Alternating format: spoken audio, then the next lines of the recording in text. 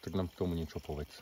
Čo keď sa jeden z partnerov nechce hýbať v sexualite a ten druhý má obrovskú túžbu? Tu sme dostali za poslednú dobu asi, za posledných pár dní asi 4 podnety, že čo robiť, keď vlastne ja tak veľmi túžim po tých vyšších úrovniach sexuality, posunúť ju na vyšší úroveň, ale ten partner akože vôbec nechce. Aj z jednej, z druhej strany, že či keď žena nechce, alebo keď muž nechce, že čo s tým? A máš na to nejakú odpoveď? Pretože to, čo sa mne ukázalo, vlastne ako v tom jednom prípade minimálne, je to, že to bolo zle komunikované.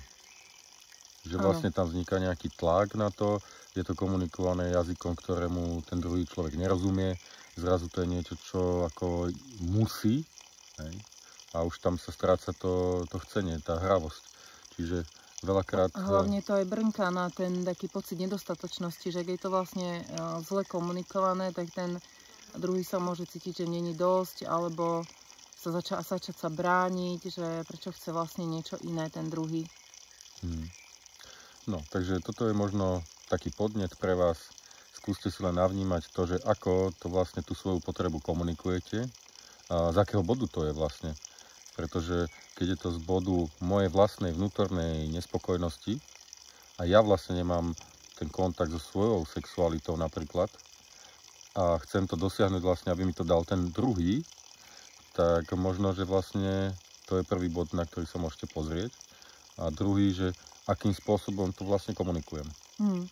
Vlastne veľakrát to ide z nejakej ilúzie, že proste to je niečo nadpozemské, neviem čo, a vlastne veľa mužov má aj chuť napríklad otvárať a rozvíjať sa, hrať sa v tej sexualite, ale keď to napríklad žena povie, že poďme do tej vyššej úrovni, ten muž tomu proste nerozumie a zlákne sa.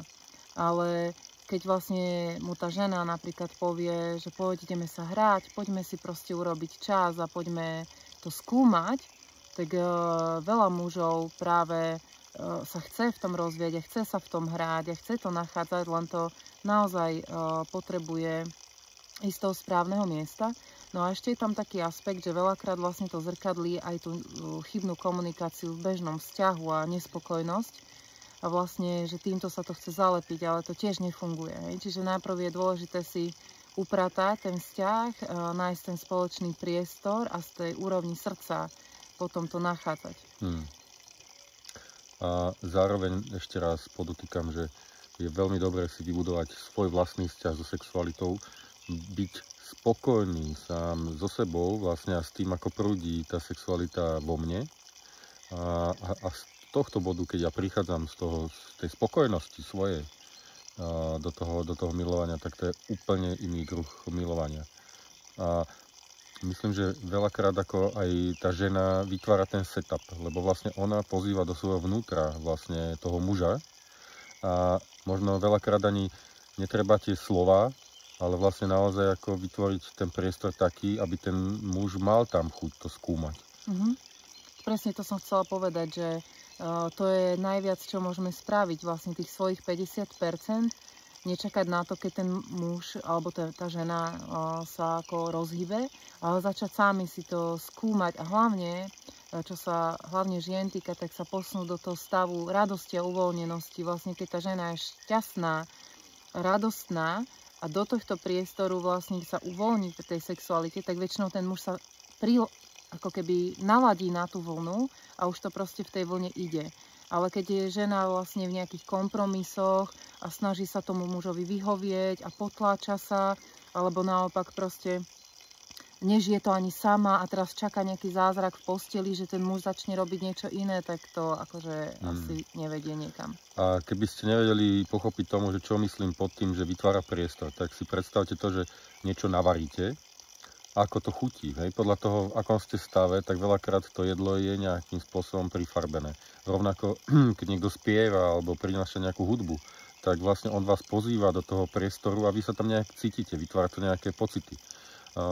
Čiže všetkým, čo my ako prinášame, tak vytvárame určitý druh priestoru. Takže vlastne naozaj sa môžete pozrieť aj na to. Aj táto teraz nehovoríme len tým ženám, ale práve aj veľa mužov vlastne sa sťažuje, že tá žena ako nechce ísť do tej sexuality, A tam je ten problém v tom veľakrát, že ten muž není uspokojený vnútorne s tou sexualitou a vyžaduje, má nejaké sexuálne nároky, vlastne tým dotykom už prichádza vlastne ako keby tá jeho vzrušenosť a očakávanie, že sa chce proste milovať, že už chce penetrovať a vlastne tá žena ešte vôbec ani nie je pripravená, nemá čas vlastne vôbec vytvoriť ten priestor, lebo je ako na nejakej úrovni ako napadnutá.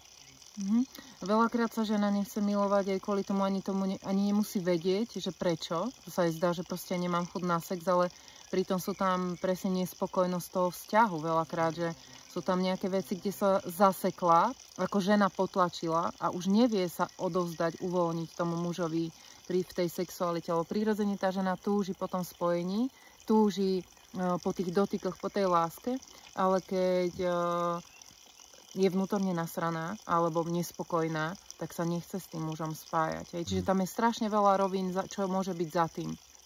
A častokrát vlastne stačí pár minút toho, že žena vlastne len ako vypovie to, čo sa jej deje a zrazu z toho, ako sa jej fakt nechcelo, ten muž nepriťahuje, bla bla bla bla bla bla a zrazu vlastne povie pár viet, ono sa to uvoľní a zrazu môže prísť to milovanie.